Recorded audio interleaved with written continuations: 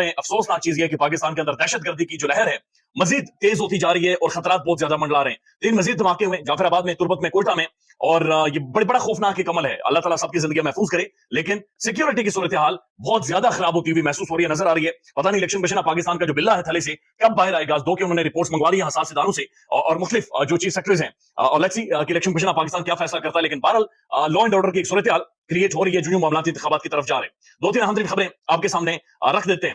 پاکستان میں جب بھی کسی حکومت کو گرایا گیا ہے, جب بھی کسی وزیر اعظم کو سزائیں ہوئی ہیں, اس کے بعد مٹھائیاں بانٹی گئی ہیں, ٹیلی ویژن کے اوپر سیلیبریٹ ہوا ہے, میڈیا میں اس کے اوپر ڈیبیٹ ہوئی ہے, مسکراہٹوں کا تبادلہ ہوا ہے, سیٹیاں بجی ہیں, نعرے لگے ہیں اور بڑا اسے سیلیبریٹ کیا گیا ہے. اور پاکستان کے اندر جو ایک لہر تھی, خوشی کی لہر تھی, پہلی دفعہ ایسا ہوا کہ پاکستان کی ایک سابق وزیر اعظم کو, شخص کو سزا ہوئی ہے, تو اس کے بعد ملک کے اندر ایک غصے کی صورت حال, ایک مایوسی پھیلی ہے اور شدید قسم کی مایوسی پھیلی ہے. مایوسی سے پاکستان میں نہیں پھیلی, پاکستان کے باہر بھی پھیلی ہے. اور امریکہ میں جو کچھ ہوا ہے, جو سوالات وہاں پر اٹھے ہیں, پہلی دفعہ میں دیکھ رہا تھا کہ جو امریکن ویکلی بریفنگز دے رہے تھے, ان کے چہرے کی بھی ہوائیاں اڑ گئی تھی کہ جناب یہ کیا ہو رہا ہے, یہ کس طرح کے سوالات ہمارے سامنے آ رہے ہیں. تو پہلی دفعہ ایسا ہوا پاکستان کے اندر, نہ سیلیبریٹ کیا گیا, نہ مٹھائیاں بانٹی, نہ کوئی سیٹیاں ماری گئی, نہ رولا ہوا, نہ کوئی ریلیز نکلی, بلکہ اس چیز کے اوپر لوگ بہت زیادہ مایوس ہیں اور بہت زیادہ پریشان ہیں. گزشتہ دن شاہ زیب خانزادہ صاحب کا پروگرام دیکھ لیں, خانزادہ صاحب پھیپڑے تو پھاڑتے رہے, لیکن بار بار ان کا سوال ایک ہی تھا اور بار بار ایک ہی چیز کو وہ ریپیٹ کر رہے تھے کہ خان کو جو سزا ہوئی ہے اس کے اندر اگر ایک یہ کیس تھا کوئی, تو اسے مضبوط طریقے سے پریزنٹ کیا جاتا, ایک مضبوط کیس بنا کر عمران خان کو سزا دی جاتی تاکہ اسے زیادہ لمبے ٹائم تک اندر رکھا جا سکتا. لیکن یہ کیا کر دیا ہے, یہ جج صاحب نے پھرتیاں دکھا کر یہ کیا تباہی مچا دی ہے, یہ کسی بھی عدالت کے اندر یہ کیس اسٹینڈ ہی نہیں کر سکتا.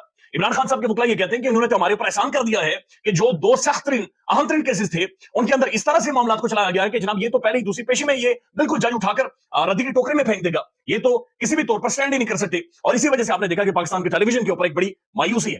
میرے خیال میں پاکستان کے اندر جتنا جمہوریت کو نقصان پاکستان کی پولیٹیکل پارٹیز نے, پاکستان کی عدالتوں نے پہنچایا ہے, اس سے بھی زیادہ پاکستان کی جمہوریت کو نقصان پاکستان کے میڈیا نے پہنچایا ہے. اب پاکستان کے بہت بڑے بڑے صحافی نہیں کہہ سکتے, اپنے انٹرسٹ گروپ کے جن کے ذاتی مفادات ہیں, یہ ذاتی فائدے اٹھاتے اپنے بچوں کی فیس سے لے کر, بیرون ملک دوروں سے ہوتے ہوئے, حج کرنے سے لے کر, نمازیں پڑھنے سے لے کر, یعنی ایک ٹریفک پہ آپ کو نہ روکا جائے, ناکے پر آپ کو وہاں سے لے کر سموسے کھانے تک یہ مفادات اٹھاتے, یہ فائدے اٹھاتے. اور اس آفت میں یہاں پر ایک عجیب قسم کا ایک رقص کیا جاتا ہے, ایک ماحول بنایا جاتا ہے, ایک نیریٹو بلڈنگ کی جاتی ہے. اب صرف گزشتہ دن دیکھ لیں, پہلے تو وہ نوجوان مارا گیا جناب ریحان زیب, بڑا خوبصورت نوجوان, دل کانپ جاتا ہے اس کی تصویریں دیکھ کر. رضا فاروقی نے ایک نیریٹو اور پروپیگنڈا بنا کرنا شروع کر دیا.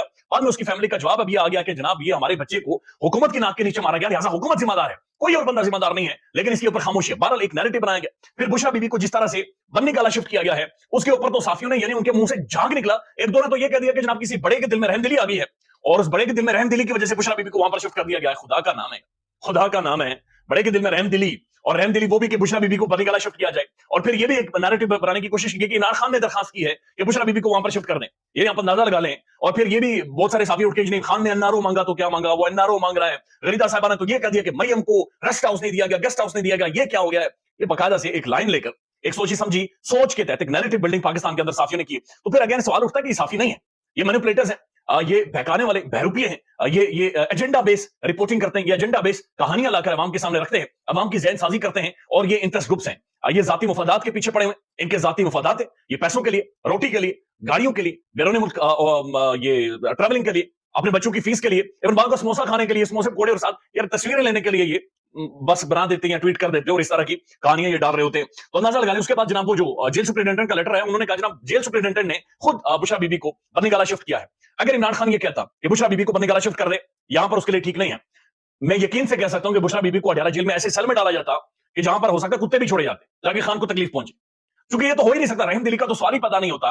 ایک بندے کی تباہی نکال دی گئی, اس کو بالکل مٹی سے ملا دیا گیا اور کہہ رہے کہ جناب رحم دلی, اور رحم دلی کا کوئی ایسا عنصر سامنے آئے گا. یعنی ایک عجیب و غریب ہے. سامع ابراہیم صاحب بہرحال یہ رپورٹ کرتے ہیں کہ بشرا بی بی کو ایک تو شفٹ کیا گیا ہے بنی گالا, لیکن بنی گالا جو عمران خان کی ریزیڈنس ہے, خان کا جو گھر ہے, اس کے آگے پیچھے اوپر نیچے سب جگہ پر سیکورٹی آفیشلز موجود ہیں. یعنی خان کے جو گھر کی پرائیویسی تھی اس کا ایک انچ بھی اب محفوظ نہیں رہا, یعنی گھر کی کوئی پرائیویسی اب وہاں پر موجود نہیں ہے. اور بشرا بی بی کو بہرحال ایک کمرے میں بند کر دیا گیا ہے, ایک کمرے میں رکھا گیا ہے, باہر لیڈی کانسٹیبلز, لیڈی پولیس وہاں پر موجود ہے, اور اس طرح سے وہ بہرحال وہاں پر ٹائم گزاریں گے.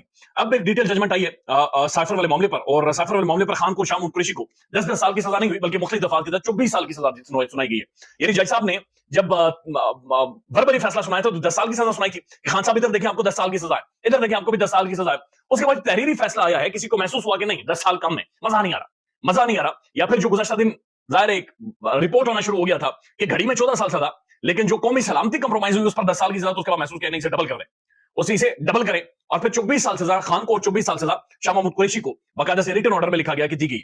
अब जो रिटर्न ऑर्डर है बड़ा इंटरेस्टिंग है, एक तो 70 पेजेस का है और इसके अंदर ऐसा महसूस हो रहा है जज साहब ने ताने मारे हुए, जिस तरह मरीम साहब जलसों में ताने मारती हैं, जज साहब ने उस तहरीरी फैसले में ताने मारे हुए हैं। जज साहब ये कहते हैं कि ये चालाक मुल्जिमान थे खान और शाह महमूद कुरैशी, और इनकी चालाकियों की वजह से इन्हें इन्हें इन्हें हक ही नहीं था कि ये दिफा कर सकते, यानी हक के दिफा दिया ही नहीं जा सकता चालाक मुल्जिम को। मेरे ख्याल में अगर ठीक कह रहे होंगे जज साहब, ये दोनों चालाक थे। इस्लामाबाद हाईकोर्ट इससे पहले 2 दफा इन्हीं जज साहब का जो ट्रायल है उसे रिवर्स कर चुकी है। दोनों दफा उनके ट्रायल को कलअदम करके उन्होंने कहा घड़ी की सुइयां पीछे घुमाई, जज साहब वहां से शुरू करें, जज साहब वहां से शुरू करें। इस्लामाबाद हाईकोर्ट तो चालाक नहीं थी, बल्कि इस्लामाबाद हाईकोर्ट ने तो मौजूद जज साहब की चालाकी पकड़कर उन्हें दोबारा से जीरो से शुरू करवाया था, दोबारा से जाकर वहां से शुरू करवाया था। जिस तरह एक बच्चा फेल हो जाता है ना या कमजोर होता है, उसे दोबारा पिछली क्लास में छोड़ा जाता है ताकि उसकी बेस मजबूत हो, फिर अगली क्लास में जाए। तो इसी तरह से इस्लामाबाद हाईकोर्ट ने 2 दफा जज साहब को बाजू पकड़कर पीछे लाया कि जब जीरो से मुंडा बिल्कुल जीरो से शुरू करें। एक दफा तो सारा ट्रायल ही कलअदम कर दिया गया, दूसरी दफा फिर लाया गया शुरू पर, लेकिन उसके बावजूद जज साहब बाज नहीं आए और मुअज़्ज़ज़ जज साहब ने जब चिक दिया मामला है कि रात में 13 घंटे बैठकर अपनी जान उन्होंने जज साहब ने छोड़ाई है। बहरहाल उनके साथ हमदर्दी है, लेकिन डिटेल जजमेंट में कोई भी, बल्कि ये कहा जा रहा है कि अमेरिका के साथ जो हमारे ताल्लुकात कंप्रोमाइज हुए। अमेरिका जो बैनुल अक़वामी ताल्लुकात के स्टूडेंट्स हैं, इंटरनेशनल रिलेशंस, चूंकि मैं खुद भी पढ़ा हुआ हूं, वो जानते हैं अमेरिका सेल्फ इंटरेस्ट फॉलो करता है। अमेरिका के जिस भी खित्ते में मुफादात होते हैं वो उस खित्ते के ममालिक में इन्वेस्ट करता है, उस खित्ते के ममालिक को गले लगाता है।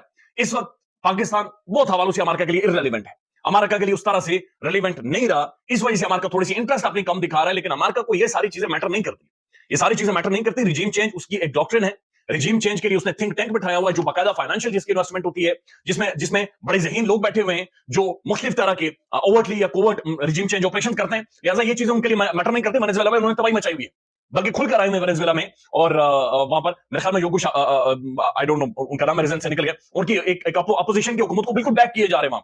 तो वहां पर एक अजीब माहौल इन्होंने क्रिएट किया। अमेरिकन को ये मैटर नहीं करता, और फिर हमारे ताल्लुकात तो खराब हो ही नहीं सकते, क्योंकि हम मांगते हैं, हम दुनिया में मांगते हैं। हमारी इकोनॉमी फ्रेजाइल है, हमारी इकोनॉमी कोलैप्स की हुई, हम दुनिया भर में मांगते हैं, और जो मांगने वाला मुल्क होता है उसका कोई इंटरेस्ट ही नहीं होता, वो बस किसी तरह से इधर से मिल जाए, उधर से मिल जाए, उधर से मिल जाए। लिहाजा कुछ भी कंप्रोमाइज नहीं हुआ, एक माहौल बनाना है, एक माहौल बनाया गया, और इसी तरह से इमरान खान को सजा दी गई। और अब मैं देख रहा था कि मुख्तलिफ साफी ये रिपोर्ट कर रहे हैं कि जो बुशा बीबी को निकाला रखा गया, वो भी इसलिए रखा गया ताकि रिएक्शन मजीद सोशल मीडिया पर ना आए, नफरत और ज्यादा सोशल मीडिया पर ना आए, कहीं इंतखाबात वाले दिन अवाम का रैला ना निकल आए और वो रैला सब कुछ बहा कर ना लेकर जाए। लिहाजा इस वजह से वहां पर रखा है ताकि गुडविल कम से कम क्रिएट हो। और फिर साथियों को एक लाइन दी गई कि आप कहें जी एनआरओ दे दिया गया है, आप कहेंगे रहम दिली पैदा हो गई है, आप कहें जी अखलाकियात को प्रमोट किया गया है, अखलाकियात और ज़र्फ का ख्याल रखते हुए, खातून की हसासियत का ख्याल रखते हुए ये सब कुछ किया गया। ऐसा कुछ भी नहीं होता, ये पाकिस्तान में ये सारी खामख्यालियां हैं। अब अमेरिकन ऑफिशियल्स जो वीकली ब्रीफिंग दे रहे थे, वहां पर उनका जो बाकायदा से उनका जो ऑफिशियल्स है उन्होंने वीकली ब्रीफिंग दी। 4 से 5 उनसे सवाल हुए, खुलकर सवाल हुए, और सवाल हर एक ही था इमरान खान पाकिस्तान, इमरान खान की सजाएं पाकिस्तान, इमरान खान पाकिस्तान के अंदर रिजीम चेंज।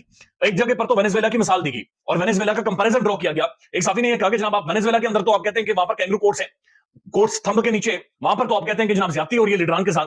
पाकिस्तान के बारे में आप कह रहे हैं कि अंदरूनी मामलात और कोर्ट्स देखें, तो इस पर उन्होंने कहा जी हम देखेंगे, हम इसके ऊपर काम करेंगे, हम इस चीज को अंडरस्टैंड कर रहे हैं, हम इस चीज को समझने की कोशिश कर रहे हैं, लेकिन जाहिर है कानूनी मामलात और कानूनी मामलात से चला जाएंगे।